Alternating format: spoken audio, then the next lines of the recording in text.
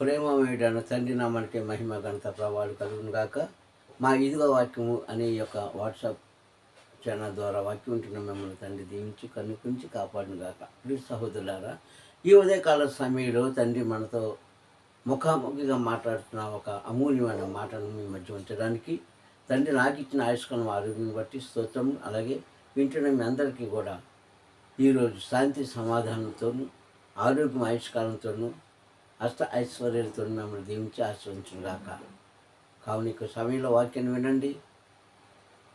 తండ్రి అందు విశ్వాసం ఉంచండి, నీ విశ్వాసమే నిన్ను స్వస్థపరుస్తుంది అన్న మాట మనకు తెలుసు కనుక అట్టి రీతిగా మనము ప్రభువులో ముందుకు సాగిపోతాం. మరి ఈ వాక్యం ఉన్న మర్మం గ్రహించుకున్న వారు ఖచ్చితంగా ఆయనకు కృతజ్ఞతాస్తుతులు నీ హృదయపూర్వకంగా దయచేయమని ప్రార్థిస్తూ, మరి ఈరోజు వాక్యము దీర్ఘశాంతుడు తండ్రి. హల్లెలూయా. దీర్ఘశాంతుడు తండ్రి అన్న ఈ అంశం మీద కొన్ని విషయాలు మనం నేర్చుకుందాం. ప్రియ సహోదరులారా, మనిషికి దీర్ఘశాంతం కావాలి అంటే ఓపిక లేకుంటే ఊర్చుకుంటా ఓపిక. ఇది చాలామందికి ఉండదండి. ఈరోజు మన ఎవరికి కూడా అది లేదు. ఓపిక లేదు, ఓర్చుకునే గుణము లేదు. ఈ రెండు కూడా లేవు చాలామందికి. మనకే కాదండి, ప్రపంచంలో ఉన్న ఏ మనిషి కూడా అది లేదు. చిన్నవారు పెద్దవారిని తేడా ఏమీ లేదు. ఓర్చుకునే గుణము లేదు, దాన్ని తట్టుకునే ఓపిక లేదు. కానీ మనం చేసే పాపాలు తప్పులు అన్నీ కూడా తండ్రి ఓర్చుకుంటున్నాడు, దాన్ని తట్టుకుంటున్నాడు. అందుకే ఆయనకున్న మంచి పేరు ఏంటంటే దీర్ఘశాంతుడు. హల్లెలూయా. దీర్ఘశాంతుడు మనం నమ్ముకున్న తండ్రి. ఎలాంటి సమయంలో ఆయన మనల్ని ఆదరిస్తున్నాడు, ఎలాంటి పరిస్థితుల్లో మనల్ని ఆదుకుంటున్నాడు, ఎలాంటి పరిస్థితుల్లోంచి మనం తప్పిస్తున్నాడు అని మనం లేఖనాలను పరిశీలన చేస్తే అనేకమైన మర్మాలు మనతో మాట్లాడుతున్న తండ్రి. అనేకమైన మాటలు మనకు నేర్పించాడు ఉదయకాల సమయంలో. ప్రియ సంగమా, ఇశ్రాయేలు కాలం నుంచే కాదు, ఆదాము కాలం తప్పించి అనూకు కాలం తప్పించిన తర్వాత నుంచి ఈ భూమి మీద ఎంతమంది అయితే ఘనంగా ఉన్నారో, తర్వాత నేటి వరకు ఎంతమంది ఉన్నారో, అప్పటి నుంచి ఇప్పటి వరకు కూడా శాంతమూర్తిగానే ఉన్నాడు, దీర్ఘశాంతుడుగానే ప్రజలను చూశాడు. కానీ కొన్ని కారణాల వల్ల కొన్ని విషయాలలో మనుషులు చేసిన దోషాలు బట్టి మనకు ఆయన శిక్ష విధించాడు.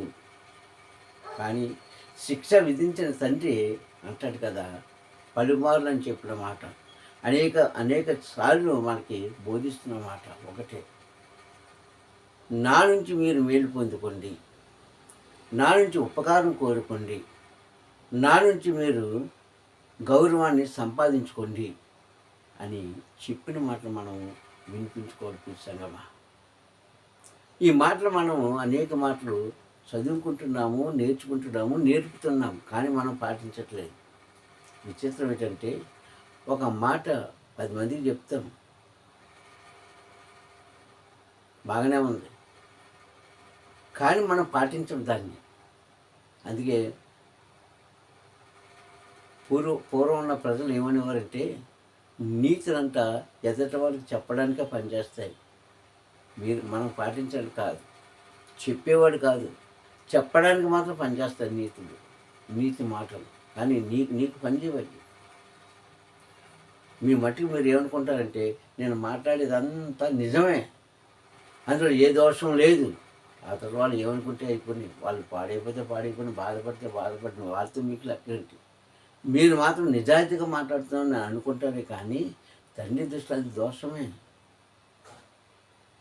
సంగమా, నీవు ఒక మనిషిని బాధ పెడుతున్నావంటే, ఒక మనిషికి విరోధం అయిపోతున్నావంటే, నీ మాటలో ఎంత దోషం ఉందో ముందు నువ్వు గమనించుకోదు. నువ్వు ముందు గమనించుకోవాలి, అది గమనించుకోము. ఎందుకంటే కళ్ళు పొరలు కప్పేస్తారు చాలామంది. వారి నోట్లోంచి ఏం మాట వస్తున్న వాళ్ళకి తెలియదు. అది మంచో చెడ్డో చెడు ఆలోచన ఉండి కూడా ఆలోచించరు వాళ్ళు. అందుకే మనిషి ఎప్పుడు కూడా దీర్ఘశాంతుడు కాదు. హల్లెలూయా. కానీ జీవం గల తండ్రి దీర్ఘశాంతుడు. హల్లెలూయా. మానవుడు చేసే ప్రతి తప్పును కూడా ఆయన క్షమిస్తున్నాడు నాటి నుంచి నేటి వరకు. ఇశ్రాయేలు కాలంలోనైతే ఇంక చెప్పక్కర్లేదు. అనేక మార్లు వారు చేసిన ప్రతి పాపమును కూడా వారు ఏం చేశారు? క్షమించాడు. చివరి వరకు క్షమించాడు వాళ్ళని. చివరి వరకు వాళ్ళని కాపాడాడు. చివరి వరకు వాళ్ళని తట్టుకున్నాడు. ఓపికతో ఓర్పుతో ఉన్నాడు. కానీ ఈ సహనాన్ని వాళ్ళు ఈ సహనాన్ని ఆయన కోల్పోయారు. కారణం ఏంటంటే వారు ఆయనతో సహవాసం చేయలేకపోయారు. వారు ఆయన మాట వినలేకపోయారు. వారు ఆయనతో కలిసి నడవలేకపోయారు. కనుకనే సహనం కోల్పోయాడు తండ్రి. ఈరోజు మనుషులు కూడా అంతే, మనం కూడా అంతే.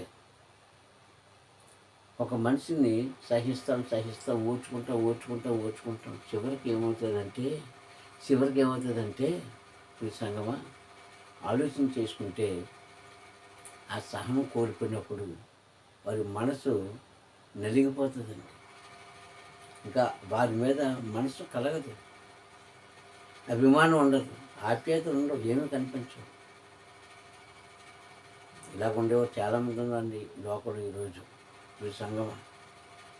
అందుకే మనం ఎప్పుడు కూడా దీర్ఘశాంతులం కాదు ఆయన తప్ప. యెహెజ్కేలు గ్రంథంలో ఆయన అంటాడు 36వ అధ్యాయంలో 33, 34 వచనం అంటాడు, మీ అపవిత్రతను కూడా తీసివేస్తున్నాను, మీరున్న ప్రాంతాలను దీవిస్తాను, మీరు ఏదైతే పోగొట్టుకున్నారో అవన్నీ కూడా మీకు తిరిగిస్తాను, నా ప్రజలారా నా మాట వినండి అంటాడు. అక్కడ నా మార్గంలో నడుచుకోండి అంటున్నాడు.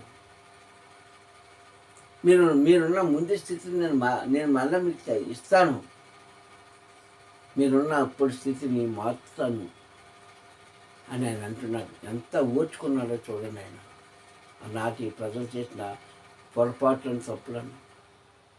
అదే వాళ్ళకి ఏదైనా కొంచెం లోటు వస్తే వెంటనే తండ్రిని దూషించేవారు, నడిపించేవారి మీద గొనుక్కునేవారు, సునుక్కునేవారు. ఇది ఏమాత్రం న్యాయమో ఒకసారి వాళ్ళు ఆలోచించుకోలేదు ఆ రోజుల్లో. ఈరోజు మనం ఆలోచించుకోలేకపోతున్నాం. అయ్యో ఈ మాట అంటే వారు బాధపడతారేమో, ఇలా ప్రవర్తిస్తే వారి హృదయం గాయపడుతుందేమో, ఇలా మాట్లాడితే వారి మనసు నొచ్చుకుంటుందేమో అని ఆలోచించేవారు ఎంతమంది ఉన్నారండి? ఆలోచనలేదు కృష్ణ, ఆలోచనలేదు. ఆ రోజు తండ్రిని ఎలాగైతే అవసరానికి వాడుకున్నారో ప్రజలు, ఈరోజు కొంతమంది మనుషులు కూడా అలాగే వాడుకొని విడిచిపెట్టేస్తున్నారు. దానివల్ల ఎవరికి నష్టం? విడిచిపెట్టిన వారికే నష్టం తప్ప ఉపయోగపడే వారికి ఏమాత్రం కూడా కాదు. ఇది సత్యమండి. వాక్యులను మరో మీకు చెప్తున్నాను, దయచేసి ఎవరిని ఉద్దేశించి చెప్పిన మాటలు కాదు. తండ్రిని విడిచిపెట్టేసి వారు ఏం సాధించారండి? ఇశ్రాయేలు ప్రజలు ఏం సాధించారు? ఇల్లు కట్టుకున్నారా? ఆస్తులు అంతస్తు సంపాదించుకున్నారా? లేదంటే వారి కోసం అంటే ఒక దేశాన్ని సంపాదించుకున్నారా? వారి కోసం అంటే ఒక పేరు ప్రతిష్ట సంపాదించుకుని ఏమి సంపాదించుకోలేదు, శూన్యం. ఆఖరికి వారు మట్టిపాలు అయిపోయారు. చూసారా? అలాగే నేటి కాలంలో కూడా అనేక మంది ప్రజల మధ్య జరుగుతున్నాయి. ఇవన్నీ కూడా ప్రజల మధ్య జరుగుతున్నాయండి. ఇవన్నీ జరుగుతున్నాయి. అందుకే ఒక మాట పడ్డవాడు ఎప్పుడు కూడా చెడ్డవాడు కాదు, కానీ ఆ మాట తిరిగి వాడికే వస్తుంది ఏదో ఒక దినాన్ని. ప్రసంగమా. అలాగే ఎంతో ఎలాగో వారు భరించాడు తండ్రి ఇశ్రాయేలు ప్రజలను. కానీ వారు ఏం చేశారు? తిరుగుబాటు చేశారు. ఆ తిరుగుబాటు వల్ల నష్టపోయింది ఎవరు? వాళ్ళే, ఈయన కాదు. ఎందుకు? దీర్ఘశాంతంతో. ఆ రోజుల్లోనే 10 ఆజ్ఞలు ఇచ్చిన సమయంలోనే వారు చేసిన పాపాలను బట్టి తండ్రి ఏమన్నాడు మోషేతో? అయ్యా, మోషేని తప్పుకో, ఈ ప్రజలు నేను నాశనం చేసేస్తానంటే ఆయన ఏమన్నాడండి? ఎందుకు ఆ మాట అన్నాడు? ప్రజల యొక్క ప్రవర్తన బాగోలేదు కనుక మోషే అడ్డుపడ్డాడు. అలాగే అబ్రహాం కాలంలో సొదొమ గొమొర్రా పట్టణాన్ని నాశనం చేస్తానని అనేటప్పుడు కూడా అబ్రహాం అడ్డుపడ్డాడు. కానీ మోషే అడ్డుపడ్డాడు, అక్కడ కార్యం జరిగింది. అబ్రహాం గారు అడ్డుపడ్డాడు, అక్కడ కార్యం జరగలేదు, నశించిపోయారు జనం. ఈ సహోదరులారా, ఆయన దీర్ఘశాంతంతో ఏదైనా చేస్తాడు. ఆయన ఊరుకుంటున్నాడు కదా అని ఆయనను కోపాన్ని రేపితే అది మానవ జాతికే ప్రమాదం, మానవులందరికీ కూడా ప్రమాదం. అది అందులో ఏ తేడా లేదు. ఈరోజు మనం ఖగోళ శాస్త్రంలో చూసుకుంటే భూమి మీద జరిగే యుద్ధాలు కానీ, ఉప్పునీళ్ళు కానీ, వరదలు కానీ, సునామీలు కానీ ఎందుకు వస్తున్నాయండి? ఈరోజు ఎందుకు వస్తున్నాయి? ఆయన శాంతమూర్తిగా ఉన్నంతకాలం ఉన్నాడు. ఇప్పుడు ఆయన ఉగ్ర రూపాన్ని చూపిస్తున్నాడు జనానికి. దీనికి గల కారణం ఏమిటి? దీనికి గల కారణం ఏంటంటే మనుషులు అయిన మనం చేసే దోషములు, పాపములే.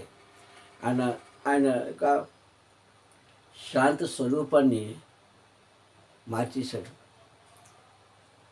ఆయన ఆశీర్వాదాన్ని పోగొట్టుకున్నాం. ఆయన దీవెనను మనం విడిచి దూరంగా వెళ్ళిపోయాం.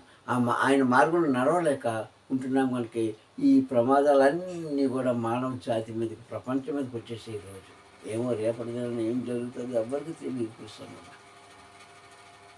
అందుకని అంటాను, మీ దోషం క్షమిస్తున్నాను, మీ పాపాలన్నీ తీసివేస్తున్నాను, మిమ్మల్ని నేను దీవిస్తాను, నా ప్రజలారా నా మాట వినండి వినండి వినండి వినండి వినండి అని కొన్ని వందల సార్లు, కొన్ని వేల సార్లు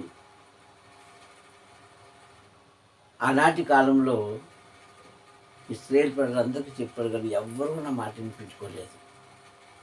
అందుకే ఈరోజు ఆయన శాంతమూర్తిగా లేడండి, ఉగ్ర రూపుడై ఉన్నాడు. జాగ్రత్త,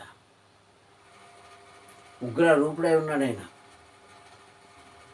ఆయన శాంతమూర్తిగా లేడు, శాంతవంతుడుగా లేడు. దీర్ఘశాంతం మన మీద కుమ్మరించట్లేదు. ఈరోజు ప్రపంచం మీద ఆయన ఉగ్ర రూపాన్ని చూపిస్తున్నాడు. ఎప్పటికైనా సరే మారు మనసు తెచ్చుకుందామండి. వాళ్ళందరూ గతించిపోయారు, వెళ్ళిపోయారు. కాలాలు అలా ఉండిపోయాయి, కానీ మనుషులు లేదు. ఇప్పుడున్న మనుషులకి ఎందుకు ఈ యొక్క లేఖనాలు రాయబడ్డంటే మన యొక్క ప్రవక్తను మార్చుకుంటామండి. ఒక్కొక్కరు చూడండి, ఎదటివారు ఏమైపోయినా వాళ్ళకి అనవసరం. వాళ్ళు బాధపడిన వాళ్ళకి అవసరం లేదు, కష్టపడిన వాళ్ళకి అవసరం లేదు, నశించిపోయిన వాళ్ళకి అవసరం లేదు. మీరు అనుకున్న మాత్రం జరిగిపోవాలి. ఈ సంగమ సహోదరులారా, చాలా విచారించవలసిన విషయాలండి ఇవన్నీ కూడా. సరే, అంత శాంతంగా చెప్తున్నాడే, అన్నిసార్లు క్షమిస్తున్నాడే, ఇంకా మానవులకు జ్ఞానం లేకపోతే ఆయన ఏం చేస్తారండి? ఉగ్ర రూపానికి తాల్చకపోతే, తన కోపాన్ని ప్రపంచంలోకి రావకపోతే ఏం చేస్తాడు ఆయన? మనుషులైన మనకే సహనం లేదే, ఆయనకు ఉంటుందా? మన వల్ల ఆయన వచ్చాడా, ఆయన వల్ల మనం వచ్చామా? ఇది జ్ఞాపకం చేసుకోవాలి. మన వల్ల ఆయన ఉన్నాడా ప్రపంచంలో, ఆయన వల్ల మనం ఉన్నామా ప్రపంచంలో అని మనం జ్ఞాపకం చేసుకుంటే సమాధానం అందరికీ తెలిసే. ఇందులో రహస్యం ఏం లేదు. అంజులేంటి, క్రైస్తవులేంటి, ముస్లిమాన్ ఏంటి, అందరికీ తెలిసే దీని సమాధానం. తెలిసిండు కూడా మనం చాలామంది తప్పు చేస్తుంటాం.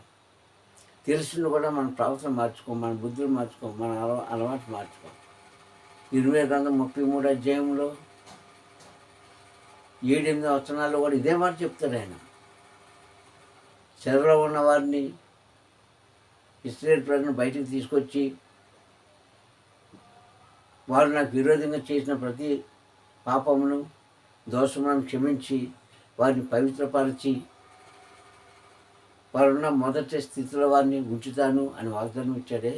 33 అధ్యాయం 7-8 వచనాల్లో వారు నాకు విరోధంగా ఎన్నో చేశారు, అయినా క్షమిస్తున్నాను. ఎందుకంటే నేను శాంతంతో దీర్ఘశాంతం కలిగిన వాడిని గనక నేను వాడిని క్షమిస్తున్నాను. ఇప్పటికైనా ఓ ప్రజలారా మనసు మార్చుకోండి అని అప్పుడు చెప్పాడు. ఇప్పుడున్న జనరేషన్ కూడా అదే చెప్తున్నారు. ఇప్పుడున్న జనరేషన్ కూడా అదే చెప్తున్నారండి. శాంతంతో చెప్తూనే ఉన్నాడు. వినిపించుకోకపోతే ఒకేసారి ఆయన ఉగ్ర రూపాన్ని మన మీద చూపిస్తారు. జాగ్రత్త చూపిస్తాను. ఏమో ఇంతవరకు మనం సజీవంగా ఉన్నాం. రేపటి దినాన ఏం జరుగుతుందో ఎవరికి తెలుసండి. అహోరాత్రులు కష్టపడిన సైంటిస్టులకే ఈ భూమి మీద ఏమి సంభవించబోతుందో, ఎప్పుడు సంభవించబోతుందో, అది ఏమైనది తెలుసుకోలేక వారు ఆలోచనలో పడిపోయారండి. శాస్త్రజ్ఞులు వారికి అంత చెక్కలేదండి. సామాన్యమైన మనుషులు మనకేం తెలుస్తుంది? ఆయన యొక్క ఉగ్రత, ఆయన యొక్క నిర్ణయాలు, ఆయన యొక్క ప్రణాళికలు ఎవరికీ తెలియదు. అందుకే ఆయన ఏమంటే, ఇప్పటికన్నా సరే మీరు నా మాట వినండి కొన్ని వందల వేల సంవత్సరాల నుంచి ఆయన చెప్తున్నారు. ఆయన చెప్పే కొద్ది మనం ఆయన మాటకు దూరంగా వెళ్ళిపోతున్నాం. ఆయన చెప్పే కొద్ది కూడా మనం దూరంగా వెళ్ళిపోతున్నాం. అందుకే వాక్యం బోధిస్తున్నాడు, వాక్యం మాట్లాడుతుంది. ఆయన మాట్లాడుతున్నాను అందరితో. నేను దీర్ఘశాంతం కలవాణ్ణి కనుక మీరు కూడా అలా ఉండాలంటే మీ యొక్క ప్రవర్తన మార్చుకోండి, మీ అలవాట్లు మార్చుకోండి. మీరున్న దేశంలో మీరు ఆశీర్వదించబడాలంటే నా నుంచి దీవెనలను కృప మీకు అనుగ్రహించబడాలంటే ఇదిగో నేను చెప్పింది చేయండి అని ఖచ్చితంగా ఆయన చెప్పిన మాట మనం జ్ఞాపకం చేసుకోవచ్చు. సహోదరులారా, ఓ క్రైస్తవులారా, ఇప్పటికైనా సరే మించిపోయింది లేదండి. మన పాత రోత జీవితాలను విడిచిపెట్టుకుందాం. నూతనమైన జీవితంలో నూతనమైన అధ్యాయాలు మన జీవితంలో తెచ్చుకుందాం. ఆయన అంటున్నాడు నేను సాత్వికుడను, దీన మనసు కలిగిన వాడను, నా దగ్గరకు వచ్చి నేర్చుకోండి అంటున్నాడు. 11వ అధ్యాయము మత్తయి సువార్త 28-29 వచనాలు ఆయన చెప్పిన మాట మనం జ్ఞాపకం చేసుకుందాం. చివరి వచనాలు, నేను సాత్వికులను, నెమ్మది కలిగిన వాడను, దీన మనసు కలిగిన వాడను, కనికరం కలిగిన వాడను కనుక నా దగ్గరకు వచ్చి నా కాడి ఎత్తుకొని నా దగ్గర నేర్చుకోండి అని తన అద్వితీయ కుమారుడని క్రీస్తు చెప్పిన మాట. మీ అపవిత్రాన్ని అంతా కూడా తొలగించి మీకు మేలు చేసి మీ పాపాలను క్షమించి మీకు మంచి ఈవులు ఇచ్చి మిమ్మల్ని దీవిస్తానన్న తండ్రి చెప్పిన మాట ఇప్పటికన్నా సరే మనం నేర్చుకుందాం ప్రసంగం. అంతేగాని మనము అహంకారులుగా మాట్లాడి ఎదుటి వారిని బాధ పెట్టకండి, ఎదుటి వారిని దూషించకండి. అది తిరిగి నీకు శాపం అవుతుంది తప్ప పడ్డవాడికి ఎప్పుడు కూడా అది కాదు. ఒకవేళ వారు నిన్నేమైనా తప్పు అనుకుంటే అప్పుడు వారికి శిక్ష దేవుడు వేస్తాడు. కానీ అనుకోకపోతే అన్నందుకు శిక్ష నీకేస్తాడు దేవుడు. జాగ్రత్త. ఈ మాటలు మనం జ్ఞాపకం చేసుకుందాం. ఆయన ప్రేమను పొందుకుందాం. ఆయన యొక్క మార్గంలో మనం నడుస్తున్నామా ఆలోచించుకుంటాం. ఆయన స్వభావం మనం కలిగి ఉన్నామా ఆలోచించుకుంటాం. కలిగి ఉంటే ఓ క్రైస్తవుడా, నీలో ఉన్న అహంకారాన్ని ముందు చంపుకో. నీలో ఉన్న అహంకారాన్ని ఎప్పుడైతే చంపుకుంటావో అప్పుడు ఆయన దీర్ఘశాంతుడుగా నీలో ఉంటాడు, అందరిలో ఉంటాడు. నీ అహంకారం ఉన్నంత కాలము, నీ ఇచ్చకుమారులు ఉన్నంత కాలము ఎప్పుడు కూడా నిన్ను ఆయన విడవడు, నిన్ను పట్టుకోడు. నీలో అహంకారం ఉంటే నిన్ను విడిచిపెట్టేస్తాడు, నిన్ను పట్టుకోడు. దేవుడికి ఇష్టం లేనిది ఏంటో తెలుసా? మనుషులు ఉన్న అహంకారం ఒకటి ఇష్టం లేదు దానికి. ఈ విషయాలు మనము బైబిల్ గ్రంథం నుంచి నేర్చుకుంటున్నాం, బయట నుంచి ఏదో తెచ్చి చెప్పింది కాదు. అహంకారులుగా ఉండొద్దని అహంకారులకు ఆజ్ఞాపిస్తున్నాడంట. ఆసావు గారు రాసినటువంటి 75 సంకీర్తన 5-6 వచనాలు మనం చూసుకుంటే, ఆసావు గారు రాసినటువంటి 75 కీర్తన భాగంలో 5-6 వచనాలు ఈ మాట మనకు కనిపిస్తుంది. దేవుడికి ఇష్టం లేనిది మనుషులు అహంకారం ఉందండి. అహంకారం వల్ల మనం నాశనం అయిపోతుంది. ఈరోజు బాగానే ఉంది, రేపు బాగానే ఉంటుంది, ఎల్లుండి బాగానే ఉంటుంది, కొంతకాలం బాగానే ఉంటుంది. తర్వాత ఇచ్చకు మాట్లాడిన నీకు, దూషించి మాట్లాడిన నీకు, అవమానం పరిచి మాట్లాడిన నీకు అది తిరిగి నీకే వస్తుంది, జాగ్రత్త. ఇది తండ్రి చెప్పిన మాట. కనుక ఆయన మన ఎడల దీర్ఘశాంతము, దీర్ఘ ఆశీర్వాదము, దీర్ఘ కృప కలిగించాలంటే ఆయనకి ఇష్టంగా మనం జీవిద్దాము. మన కష్టాలన్నీ ఆయన కూడా అవన్నీ కూడా ఆయన తీసివేస్తాడు. మన కుటుంబాన్ని కాపాడుతాడు, మనకిచ్చిన పిల్లల్ని కాపాడుతాడు, ఆ పిల్లల్ని కాపాడుతాడు. సర్వం కూడా మనకి వీలుగా చేస్తాడు. ప్రార్థించుకుంటాం. లోకరక్షక నీకే స్తోత్రములు, లోకాధికారి నీకే స్తోత్రములు. ఉదయకాల సమయంలో వాక్యమే దిగొచ్చి నాతో మాట్లాడావు దేవందనాన్ని. నిజమేనాయన, నీవు దీర్ఘశాంతం కలవాడు, స్వభావం తండ్రి కలిగినవాడు, నాన్న సాధ్యత్వం కలిగినవాడు, దీన మనసు కలిగినవాడు. తండ్రి ఈ విషయాన్ని మేము గమనించుకొని తండ్రి యేసయ్య, నీలో ఫలించి అభివృద్ధి పొంది విస్తరించే భాగ్యం కలిగించేయమని. ఒకవేళ మా అందరిలో తండ్రి నీకు నచ్చలేనివి ఉంటే అవన్నీ తొలగించి నీ బిడ్డలుగా మమ్మల్ని అంగీకరించి ఆశీర్వదించి దీవిస్తావని, మీరే మహిమంతా ప్రభావాలు పొందుకుంటారని మా ప్రియ రక్షకుడైన మెస్సీ నాముడి ప్రార్థన అడుగుతూ, అయ్యా వాక్యం బిడ్డలందరిలో కూడా తండ్రి యేసయ్య, ఒకవేళ నీకు నచ్చలేనిది ఏదైనా ఉంటే తొలగించి అయ్యా నీకు పనికొచ్చే పాత్రగా వాడుకోమని వేడుకుంటున్నాను పరమ తండ్రి. హల్లెలూయా, హల్లెలూయా, హల్లెలూయా. మీ అందరికీ కూడా వందనాలండి. మా ఛానల్ సబ్స్క్రైబ్ చేసుకోలేని వారు చేసుకొని లైక్ చేసి షేర్ చేయండి. పరమ తండ్రి దీవెన మీరు పొందుకోండి. Praise the lord. హల్లెలూయా.